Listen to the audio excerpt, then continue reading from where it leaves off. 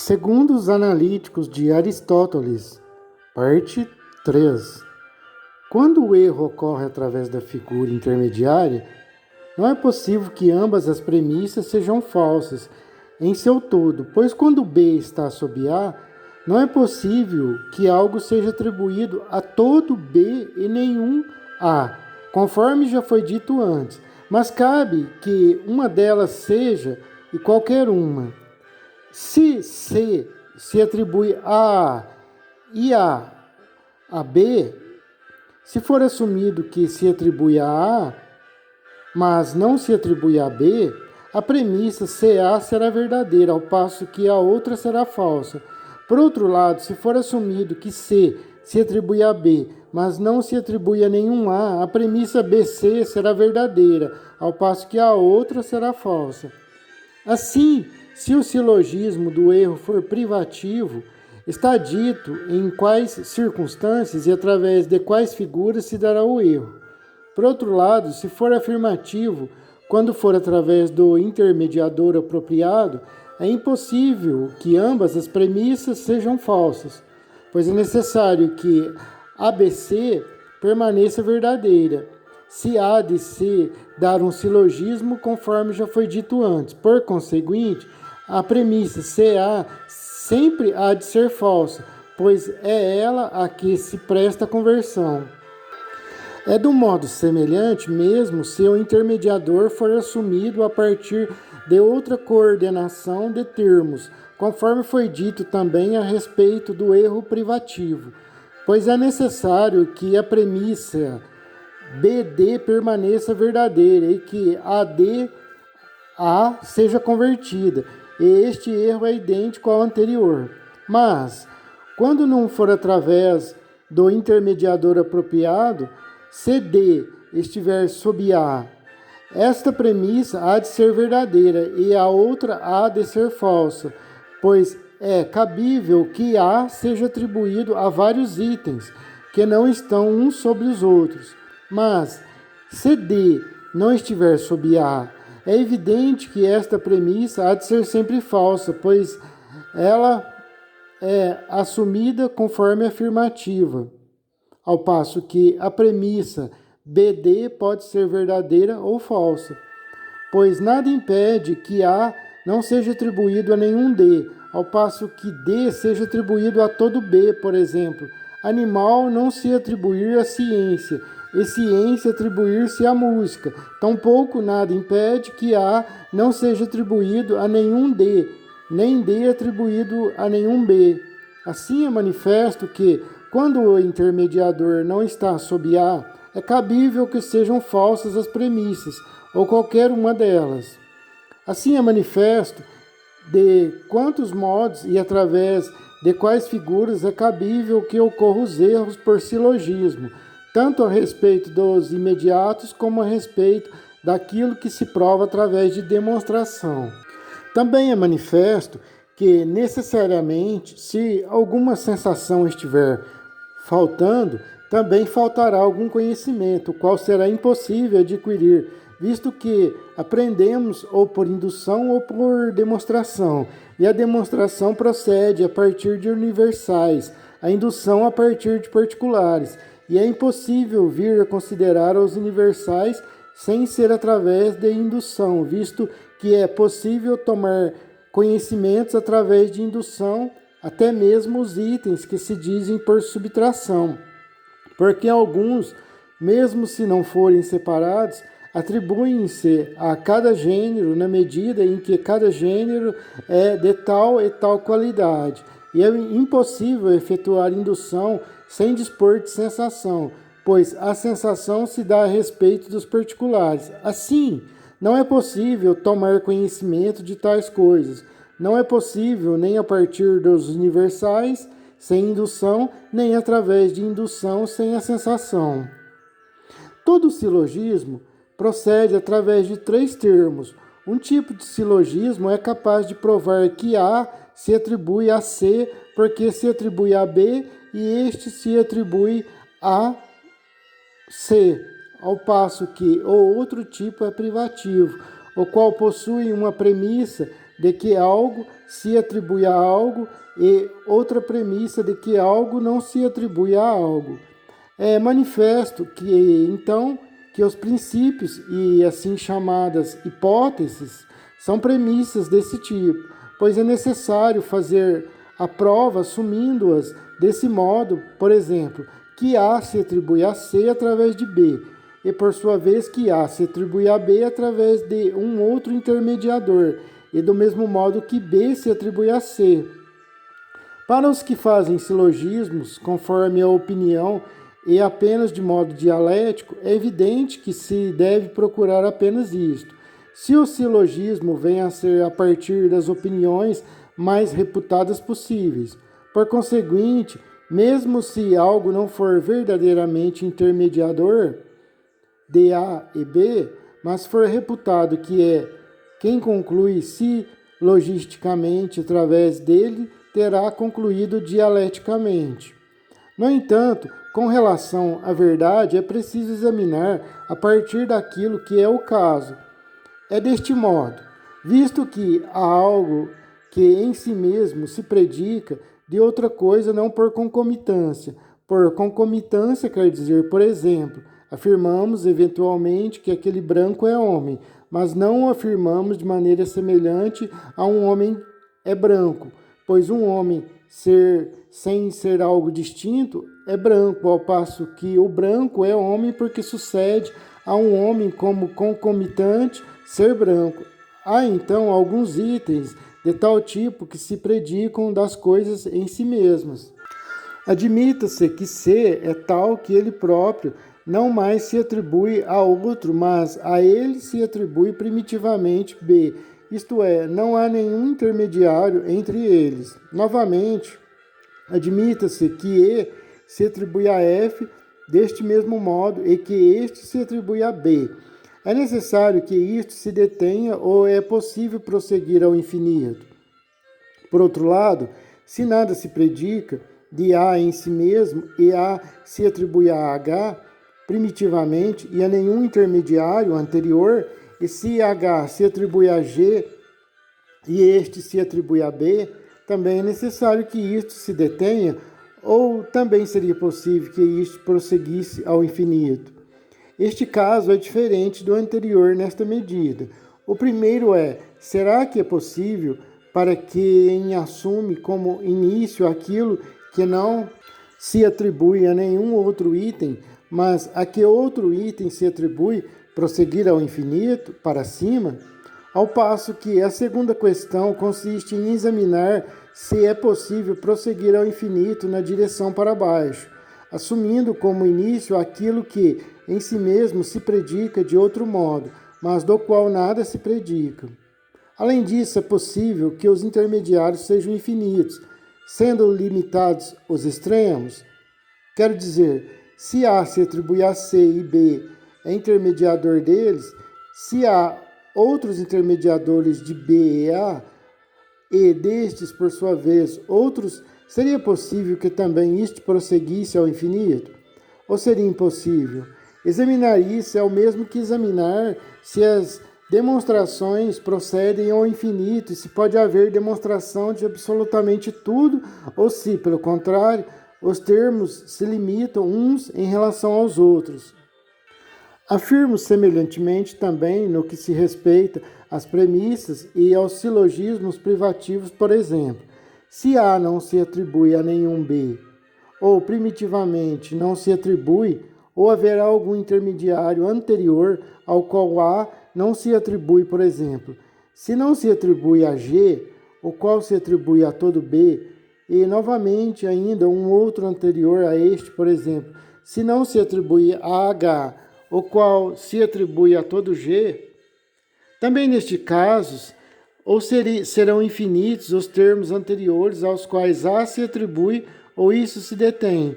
A respeito dos termos que se convertem entre si, não se dá de modo semelhante, pois entre dois termos que se contrapredicam, não há um primeiro ou um último, do qual o outro se predicasse, pois, pelo menos sobre este aspecto, todos se dispõem semelhantemente com relação a todos.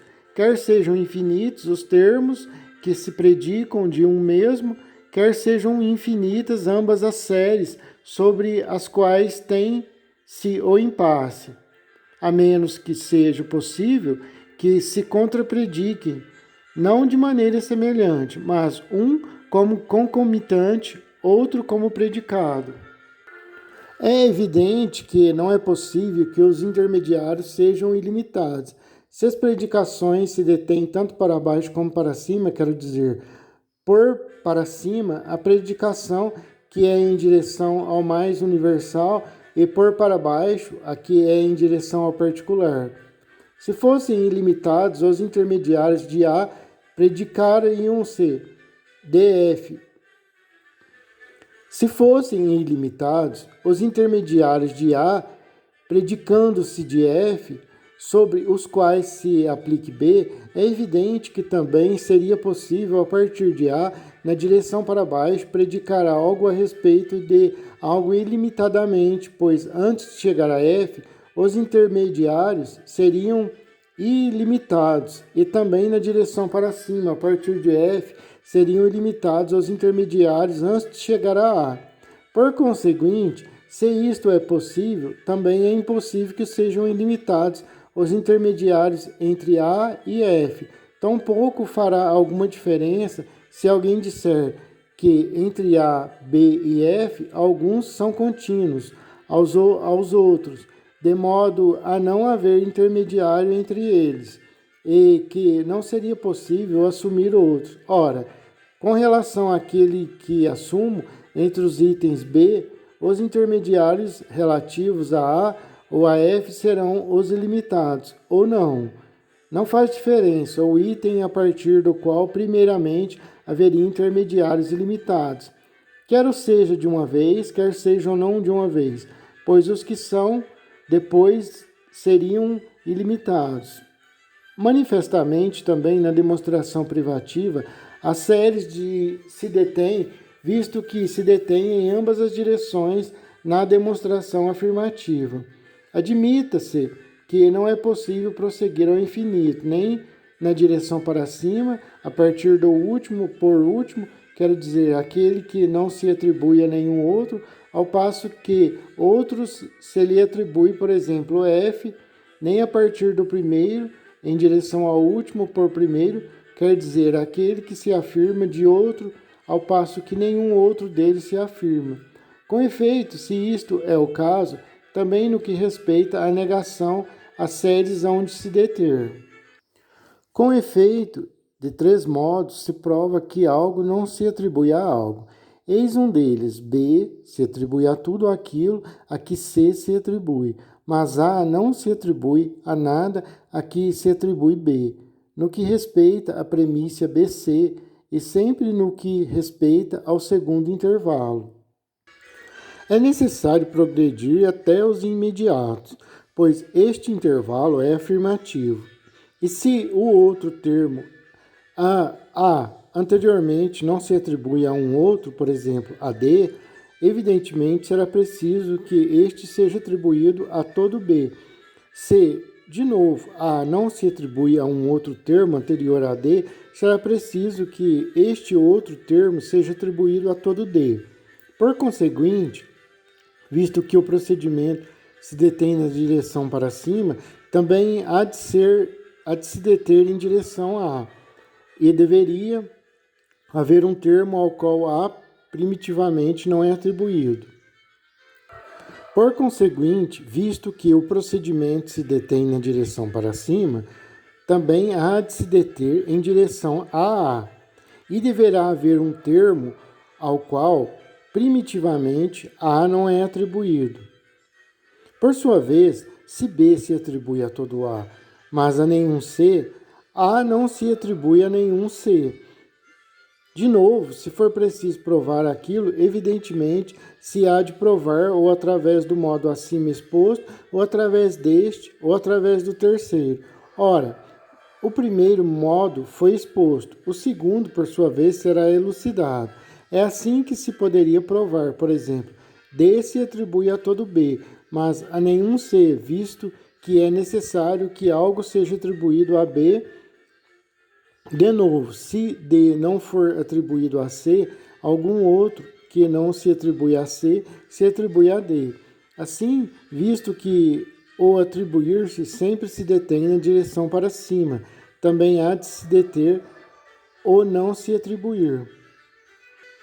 O terceiro modo era assim: se A se atribui a todo B, mas C não se atribui a B, C não se atribui a tudo aquilo a que A se atribui.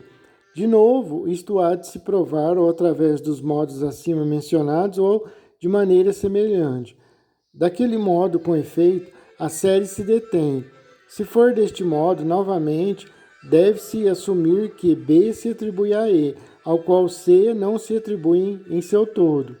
E isto deve se provar provavelmente de maneira semelhante, visto que está estabelecido que a série se detém na direção para baixo. Evidentemente, também C deve parar de ser não atribuído.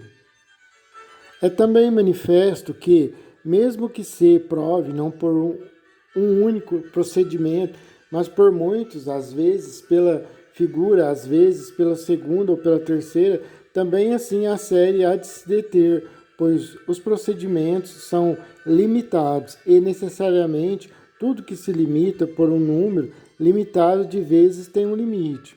Portanto, é evidente que a série se detém no que respeita à privação, visto que também se detém no que se respeita ao ser atribuído. Mas que neste caso se detém é manifesto ao que consideram os modos de linguagem deste modo. No caso dos itens predicados, no que é, isto é evidente, pois se é possível definir ou se o que era ser é suscetível de ser conhecido. E se não é possível percorrer itens ilimitados, é necessário que sejam limitados os itens predicados no que o é. Por outro lado, de maneira geral, argumentamos do seguinte modo: é possível afirmar com verdade que o branco caminha e que aquele grande é lenho, bem como que o lenho é grande e que o homem caminha. Mas, certamente, afirmar deste modo é diverso de afirmar daquele modo. Por outro lado, quando afirmo que o branco é lenho, afirmo que aquilo a que sucede como concomitante ser branco é lenho, mas não afirmo como se o branco fosse o subjacente do lenho, pois não é verdade que veio a ser lenho sendo branco, ou sendo aquilo que algum branco precisamente é. Por conseguinte, não é branco a não ser por concomitância.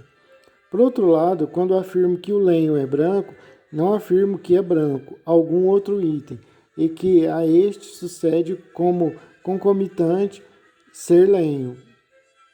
Tal como quando afirmo que o culto é branco, pois neste caso afirmo que o homem ao qual sucede como concomitante ser culto é branco, mas antes é o lenho que é o subjacente, o qual o lenho, de tal fato, veio a ser sem ser nenhum outro item distinto, a não ser aquilo que precisamente tenho ou algum lenho é. Se é preciso estabelecer regras, admita-se que afirmar desta maneira é predicar, ao passo que afirmar daquela maneira de modo algum é predicar, ou então é predicar não sem mais, mas apenas por concomitância predicar. E aquilo que se predica é como o branco, e aquilo de que se predica, por sua vez, é como o lenho. Considere-se, então, que em todos os casos o predicado se predica sem mais daquilo de que se predica, mas não por concomitância, pois é deste modo que as demonstrações demonstram. Consequentemente, quando um item se predica de outro, se predica ou algo no o que é, ou que é de tal qualidade ou de tal quantidade, ou em relação a algo, ou que faz ou sofre algo, ou em algum lugar, ou em algum tempo. Além disso, os itens que designam a essência significam a respeito do item de que se predicam que ele é aquilo que precisamente é o item que dele se predica, ou precisamente algo daquele tipo. Por outro lado, é concomitante todo item que não designa essência, mas se afirma de um subjacente diverso que não é nem aquilo que precisamente é o item que dele se predica, nem precisamente algo daquele tipo, como, por exemplo, o branco se afirma de homem. Pois o homem não é aquilo que precisamente o branco é, nem aquilo que precisamente um certo tipo de branco é, mas é certamente animal, pois o homem é aquilo que precisamente animal é. É preciso que todo item que não designa essência seja predicado de algum subjacente, e que não exista branco algum que seja branco, nem ser algum outro item distinto. E deixe-se de lado as formas, pois são tagarelices e, mesmo que existem, não concernem ao argumento, pois as demonstrações são a respeito de itens desta qualidade. Além do mais, não é possível que isto seja qualidade daquilo e aquilo qualidade disto, ou seja, uma qualidade de qualidade. É impossível que sejam contrapredicados um do outro deste modo. Antes é possível se pronunciar assim com verdade, mas não é possível contrapredicar de modo verdadeiro. Ora, um item poderia ser predicado como essência, isto é, ou como gênero, ou como diferença daquilo que está sendo predicado, mas está provado que esses itens não podem ser ilimitados, nem para cima nem para baixo, por exemplo. Homem é bípede, este é animal, este, por sua vez, algum outro item. Nem se dá o caso de que animal seja dito de homem, este de calhas, e este, finalmente, de algum modo, outro item no que o é, pois é possível definir qualquer essência deste tipo, ao passo que não é possível percorrer com o pensamento itens ilimitados. Consequentemente, não são ilimitados nem para cima nem para baixo, pois não seria possível definir uma essência da qual se predicassem itens ilimitados. Por outro lado, certamente não poderiam ser contrapredicados um do outro como gênero, pois neste caso o mesmo item seria precisamente aquilo que algum tipo dele próprio é. E certamente algo não poderia ser contrapredicado, tampouco do qual os dois demais itens, a não ser que se predique por concomitância, pois todos estes itens sucedem como concomitantes e se predicam das essências. Certamente, tampouco para cima eles poderiam ser limitados, pois de cada coisa se predica algo que significa de certa qualidade ou de certa quantidade, ou algo desse tipo, ou os itens presentes na essência, mas estes são limitados, assim como são limitados os gêneros das predicações. Tem-se ou de tal qualidade ou de tal quantidade, ou de algo desse tipo, ou os itens presentes na essência. Mas estes são limitados, assim como são limitados os gêneros das predicações. Tem-se ou de tal qualidade ou de tal quantidade, ou em relação a algo, ou que faz, ou que padece, ou em algum lugar, ou em algum tempo. Está estabelecido, então, que um item se predica de um item único, e que todos os que não se Está estabelecido, então, que um item se predica de um item único, e que todos os que não significam o que é, não se predicam eles mesmos de si mesmos, pois todos estes são concomitantes, uns concomitantes por si mesmos. Pois todos estes são concomitantes, uns concomitantes por si mesmos, outros de um modo distinto, e afirmamos que todos eles se predicam de algum subjacente, e que o concomitante não é subjacente, pois estabelecemos que nenhum dos itens deste tipo é algo que se denomina como se denomina sem ser algo distinto, mas, pelo contrário, é ele mesmo de outro, isto é, a respeito de algo distinto. Assim, não se pode afirmar que um item se atribui a outro ao infinito, nem na direção para cima, nem na direção para baixo, pois os itens de que se afirmam os concomitantes são os que estão na essência de cada coisa, e eles não são ilimitados.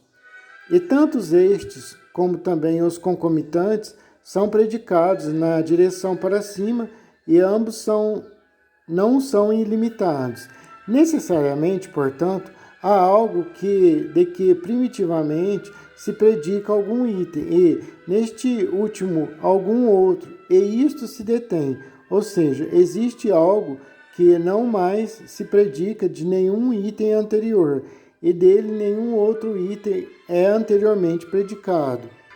Assim, um modo de demonstração é esse, mas há ainda outro. Se há demonstração daquilo de que algo anteriormente se predica, e se com relação àquilo de que há demonstração, não há nada melhor que conhecê-lo, nem há como conhecê-lo sem demonstração. Então, se há um fato A cognoscível através dos fatos BC, se não conhecemos BC, nem dispomos de nada melhor que conhecê-los, tampouco poderemos conhecer o fato A, que é cognoscível através deles. Assim, se é possível conhecer algo mediante demonstração, sem mais e não a partir de certas premissas, isto é, sobre hipóteses, é necessário que as predicações intermediárias se detenham, pois, caso elas não se detivessem, mas sempre houvesse um item acima daquele que foi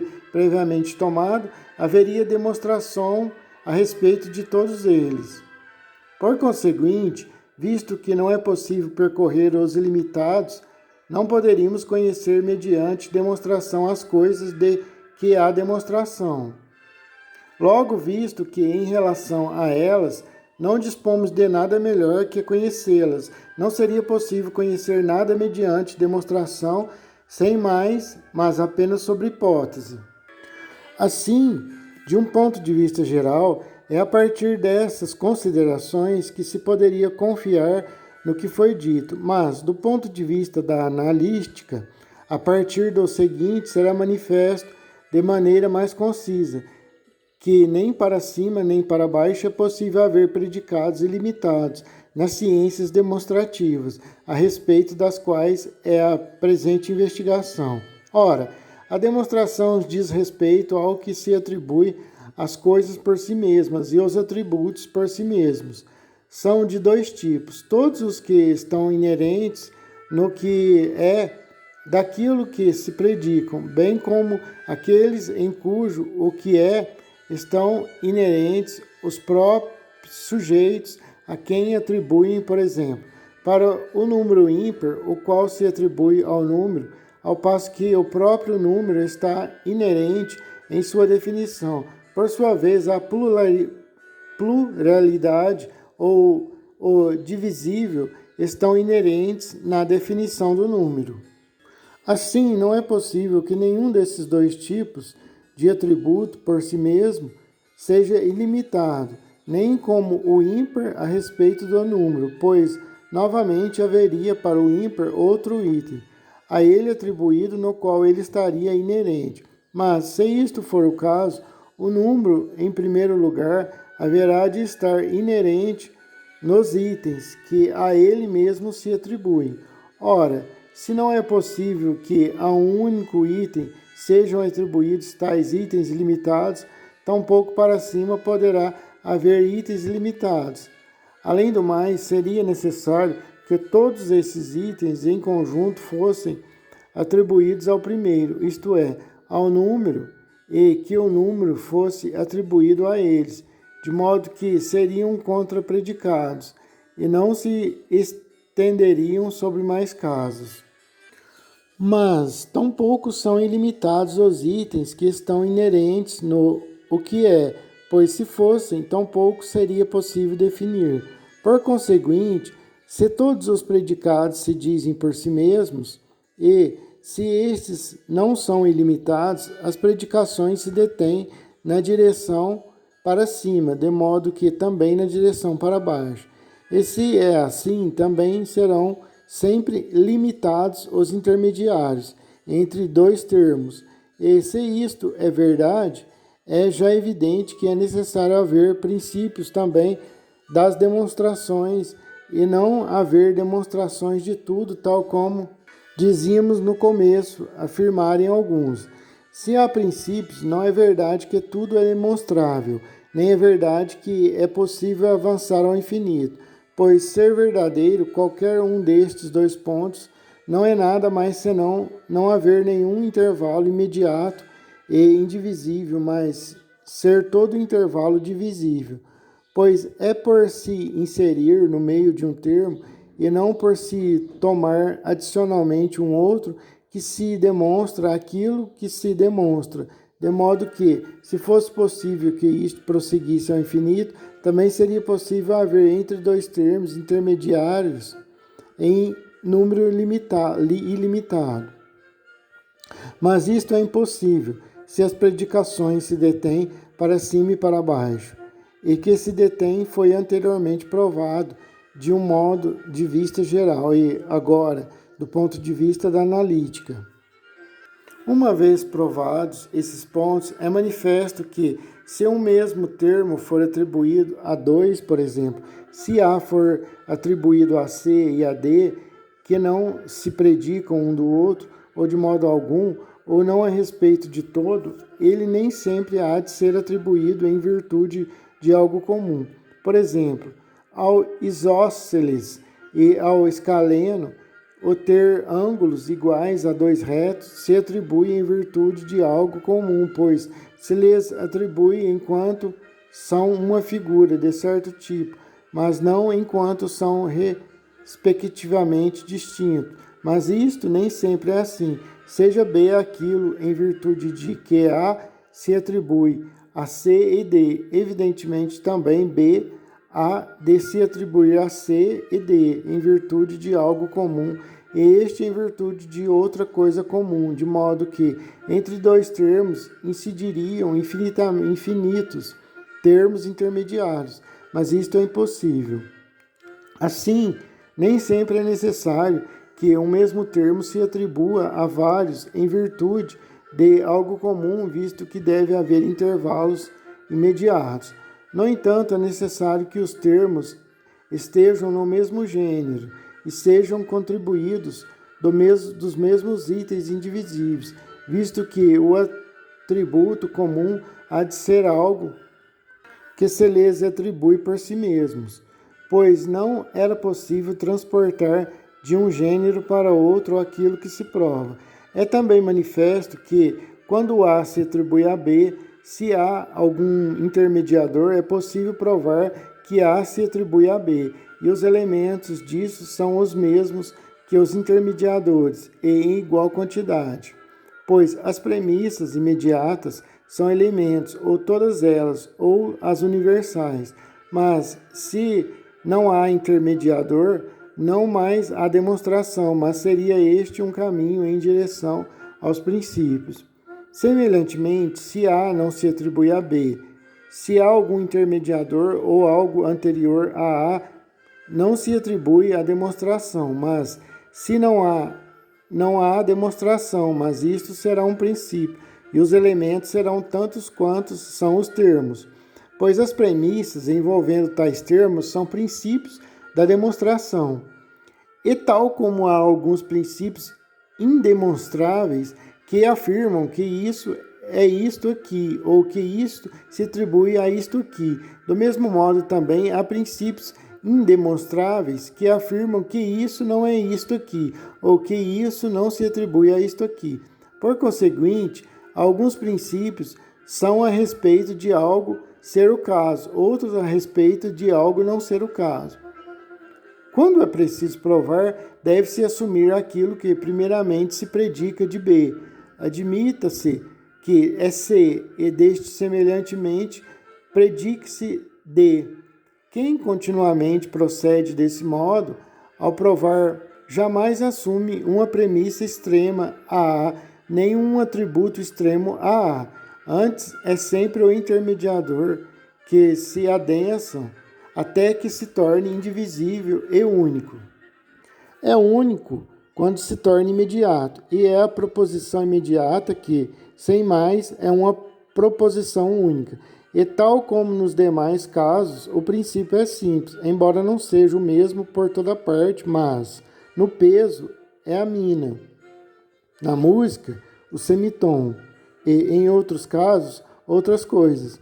Assim, do mesmo modo, no silogismo, o um é a proposição imediata, e na demonstração e no conhecimento científico é a inteligência.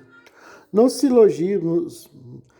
silogismos probatórios, nenhum intermediador vai além do termo que se atribui. Já nos privativos, em certos casos, nenhum vai além do termo que precisa não ser atribuído. Por exemplo, se A não se atribui a B através de C, será assim se C for atribuído a todo B, mas A não for atribuído a nenhum C. Por sua vez, se for preciso provar que A não se atribui a nenhum C, deve-se tomar um intermediador de A e C, e é deste modo que sempre se há de progredir. Por outro lado, se for preciso provar que D não se atribui a E, pelo fato de que C se atribui a todo D, mas não se atribui a nenhum E, ou não se atribui a todo E, nenhum intermediador jamais poderá ir além de E, pois este é o termo ao qual é preciso que D não seja atribuído. No terceiro modo, jamais se pode proceder para além do termo a respeito do qual deve-se privar, nem para além do termo que é preciso privar. Dado que a demonstração universal e demonstração particular, assim como demonstração afirmativa e demonstração privativa, é suscetível de disputa qual é melhor. Do mesmo modo também a respeito de que se diz demonstrar e da demonstração que conduz ao impossível. A particular poderia parecer melhor a quem considerasse o seguinte: se a demonstração pela qual conhecemos mais é uma demonstração melhor, pois esta é a virtude da demonstração, se quando conhecemos cada coisa por si mesma, a conhecemos mais do que quando a conhecemos por outra. Por exemplo, conhecemos corisco culto quando sabemos que corisco é culto, mais do que quando sabemos que um homem é culto. Semelhantemente, também nos outros casos, se a demonstração universal prova algo porque a coisa é outra, não porque ela sucede ser ela mesma, por exemplo, prova que o isósceles é algo, não porque é isósceles, mas porque é triângulo, ao passo que a demonstração particular prova algo porque a coisa é ela mesma. Com efeito, se a que prova ela própria coisa é melhor, e se é de tal tipo mais particular do que é universal, seria melhor de fato a demonstração particular. Além disso, se o universal não é algo para além dos particulares, e se a demonstração incute a opinião de que há algo assim em virtude de que se demonstra, isto é, a opinião de que existe uma tal natureza entre os entes, por exemplo, natureza de triângulo para além dos triângulos particulares, de figura para além das figuras particulares, de número para além dos números particulares. E se a demonstração que é a respeito daquilo que é o caso é melhor que aquela que é a respeito daquilo que não é o caso, e se é aquela através da qual não há possibilidade de se enganar, é melhor que aquela através da qual é possível se enganar. E se a universal é deste último tipo, de fato, na medida em que avançam, provam tal como a respeito do proporcional, isto é, será proporcional o que for de fato tipo, e não for nem linha, nem número, nem sólido, nem superfície, mas sim algo para além deles. Se então está sobretudo a universal, e se ela é menos a respeito daquilo que é o caso do que a particular, incute opinião falsa, a universal seria pior que a particular. Ou pelo contrário, em primeiro lugar, o outro argumento se aplica não mais ao universal ao que ao particular. De fato, se ter ângulos iguais a dois ângulos retos pertence ao isósceles, não enquanto isósceles, mas enquanto triângulo, aquele que sabe que o isósceles tem tal atributo, porque isósceles sabe menos conforme a própria coisa do que quem o sabe porque é triângulo. Em geral, se alguém prova tal atributo, não na medida em que é triângulo, não há demonstração, mas se o prova na medida em que é triângulo, sabe mais aquele que conhece cada coisa por aquilo em virtude de que ela é o caso. Com efeito, se o triângulo se estende sobre mais casos, e se o triângulo há uma mesma definição, e se não são triângulos por homonímia, e se a todo triângulo pertence os dois ângulos retos, é o isósceles enquanto triângulo que possui tais ângulos, mas não o triângulo enquanto isósceles. Por conseguinte, aquele que conhece algo universalmente conhece, mais do que quem conhece em particular, aquilo em virtude de que tal coisa é o caso. Portanto, a demonstração universal é melhor que a particular. Além disso, se o universal for uma certa definição única e não a homonímia, ele será o caso não menos que alguns particulares, inclusive mais na medida em que os incorruptíveis neles resistem, ao passo que os particulares são antes corruptíveis. Além disso, não há nenhuma necessidade de conceber que o universal é algo para além dos particulares, porque mostra algo uno, não mais do que para todos os termos que designam não a algo, mas sim de tal qualidade, ou em relação a algo ou fazer. Mas, se assim se conceber, o responsável não será a demonstração, mas sim o ouvinte. Além disso, se a demonstração é o silogismo que mostra a causa e o porquê, se o universal é mais causa, pois é causa para si mesmo aquilo a que algo se atribui em virtude de si mesmo, e o universal é primeiro, portanto, o universal é causa, por conseguinte, também a demonstração universal é melhor, pois ela, sobretudo, é da causa e do porquê. Além disso, procuramos o porquê até este ponto e então julgamos conhecer. Até quando algo é o caso ou vem a ser, não porque outra coisa é o caso, pois deste modo o extremo já é fim e limite. Por exemplo, em vista de que veio, parece receber dinheiro, e isto para retribuir, isto para restituir o que devia, e isto para não cometer injustiça, prosseguindo deste modo, qual for não mais devido a outra coisa ou em vista de outra coisa.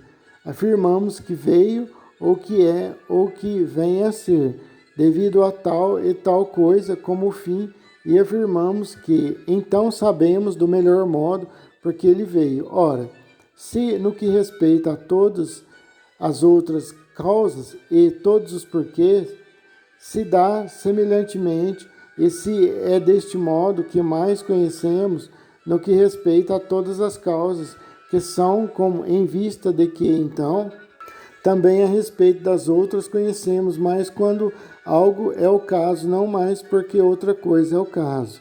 Assim, quando reconhecemos que os ângulos externos são iguais a quatro retos porque é um isósceles, ainda resta saber porque o isósceles tem mais ângulos, porque é triângulo e este, porque é uma figura retilínea. Se isto não mais é o caso, devido a outra coisa, é em tal circunstância que mais conhecemos, e nessa circunstância conhecemos universalmente. Portanto, a demonstração universal é melhor.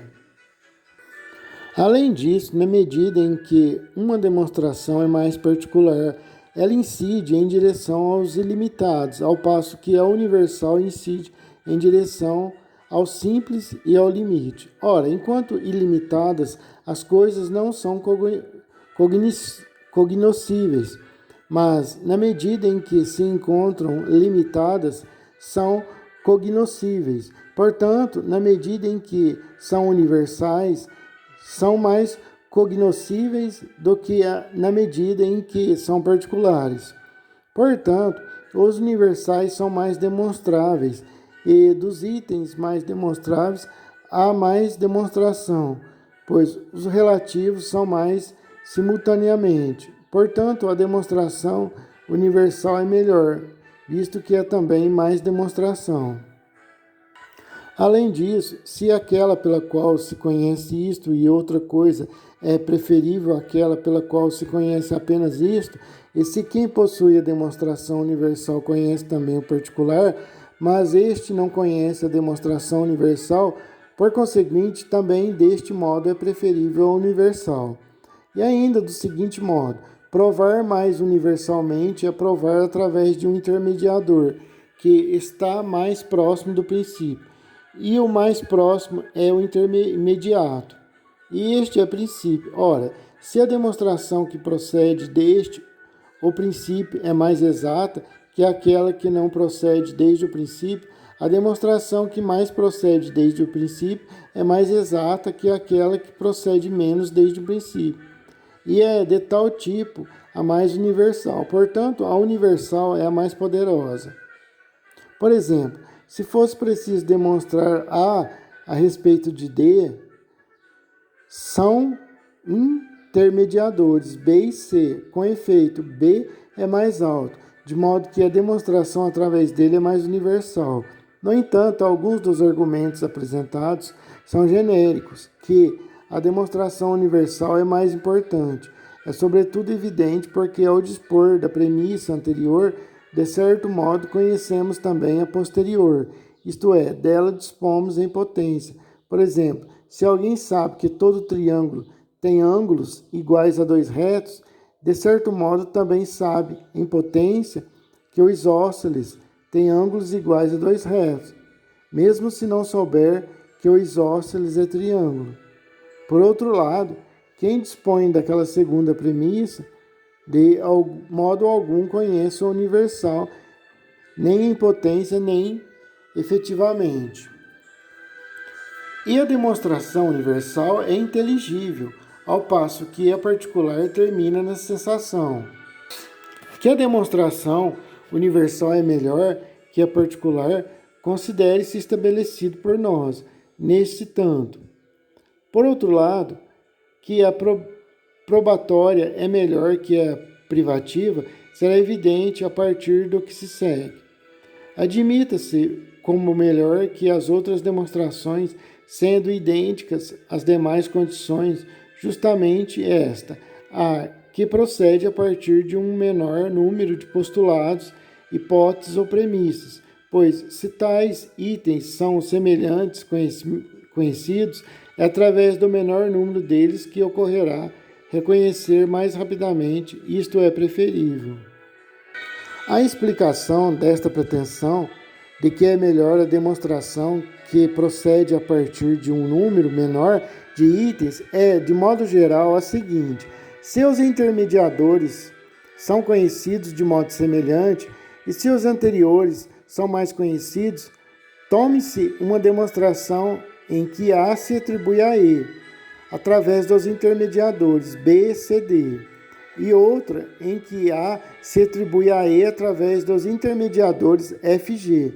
Ora, se atribui a D, tem-se de modo semelhante, A atribui a E, mas A se atribui a D, anterior e mais cognoscível do que A se atribui a E, pois é através daquela proposição que esta se demonstra e é mais confiável aquilo a partir de que se demonstra. Portanto, também a demonstração que procede através de um número menor de itens é melhor que as outras, sendo idênticas às demais condições.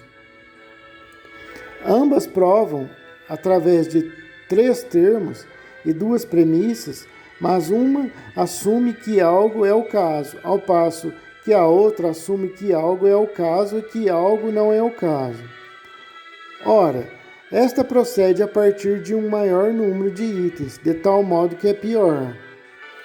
E mais, foi provado que quando ambas as premissas são privativas, é impossível surgir silogismo, pois é preciso que uma seja de tal tipo e a outra afirme que é o caso.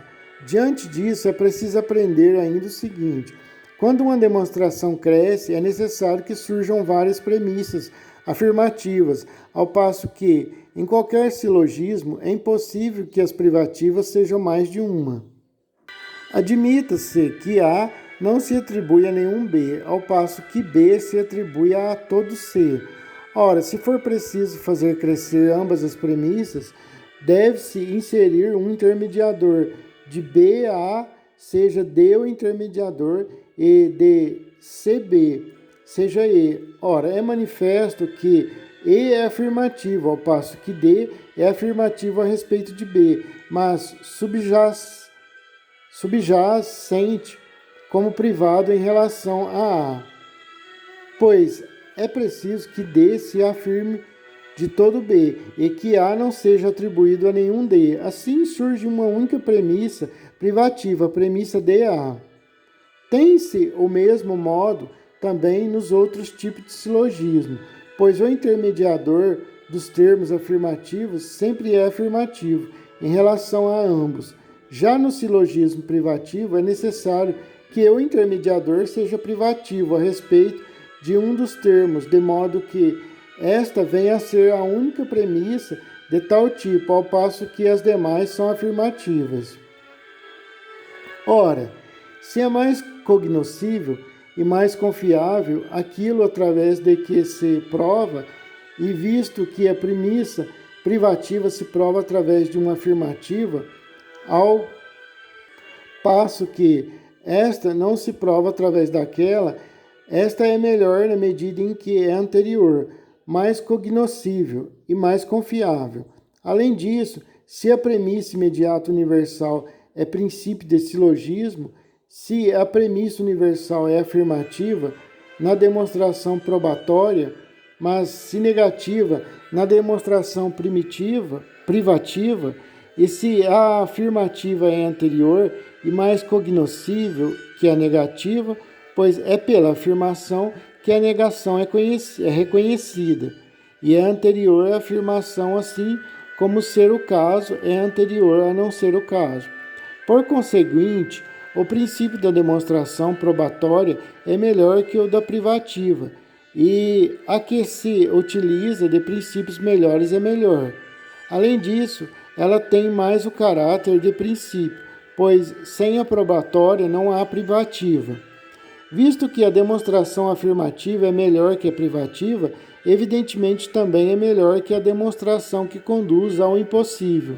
No entanto, é preciso saber qual é a diferença entre elas. Assim, admita-se que A não se atribui a nenhum B, ao passo que B se atribui a todo C. É necessário, então, que A não se atribua a nenhum C, na medida em que as premissas são assumidas deste modo. A demonstração será privativa e provará que A não se atribui a C. Já a demonstração pelo impossível se dá do seguinte modo: se for preciso provar que A não se atribui a B, deve-se assumir que se atribui e que B se atribui a C, de modo que decorreria que A seria atribuído a C. Mas suponha-se, é conhecido e admitido consensualmente que isto é impossível. Portanto, não é possível que A se atribua a B. Assim, se admite consensualmente que B se atribui a C, é impossível que A seja atribuído a B. Os termos se ordenam de maneira semelhante, mas a diferença é qual das duas proposições privativas é a mais conhecida, a de que A não se atribui a B ou a de que A não se atribui a C. Assim, quando a conclusão de que C não é A for mais conhecida, quando a conclusão de que C não é A for mais conhecida, surge a demonstração pelo impossível, mas quando for mais conhecida a premissa contida no silogismo, surge a prova demonstrativa. Por natureza, a proposição de que A não se atribui a B é anterior à de que A não se atribui a C, pois são anteriores à conclusão as proposições a partir das quais procede a conclusão, e A não se atribui a C é conclusão, ao passo que A não se atribui a B é algo a partir de que procede a conclusão. Antes, aquilo a partir de que procede um silogismo é algo que se comporta deste modo, ou é um modo relativo à parte ou uma parte em relação ao todo, mas as premissas CA e CB não se comportam entre si deste modo.